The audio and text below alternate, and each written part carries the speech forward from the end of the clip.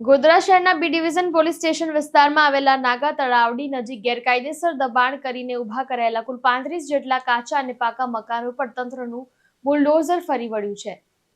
જિલ્લા વહીવટી તંત્ર, નગરપાલિકા અને એમજીવીસીએલ અને આરોગ્ય વિભાગની સંયુક્ત ટીમે પોલીસના ચુસ્ત બંદોબસ્ત વચ્ચે આ મેગા ઓપરેશન હાથ ધર્યું હતું. 5 જીસીબી મશીનોની મદદથી દૂર કરાયેલા દબાણો મહદ અંશે અસામાજિક તત્વો દ્વારા ઉભા કરાયેલા હોવાનું જણાવવામાં આવ્યું.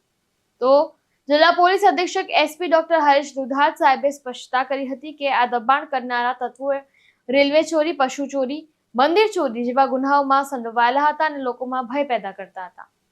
શહેરમાં કાયદો અને શાંતિ જળવાઈ રહે તે માટે આ કડક કાર્યવાહી હાથ ધરવામાં આવી છે. તંત્રે વધુમાં સ્પષ્ટ કર્યું હતું કે અગાઉ બી ડિવિઝન પોલીસ મથક પર હુમલો આચરનારા 200 થી વધુ શખ્સોની ગેરકાયદેસર મિલકતો પર પણ આવનારા દિવસોમાં કાર્યવાહી હાથ ધરવામાં આવશે. કોઈ અનિચ્છનીય ઘટના ન બને તે માટે સમગ્ર કાર્યવાહી દરમિયાન પોલીસનો ચુસ્ત બંદોબસ્ત પણ ગોઠવવામાં આવ્યો હતો અને શાંતિપૂર્ણ રીતે ગેરકાયદેસર દબાણો દૂર કરવામાં આવ્યા હતા. ગણેશ સોલંકી સાથે ચક્રવાત ન્યૂઝ, પંચમહાલ.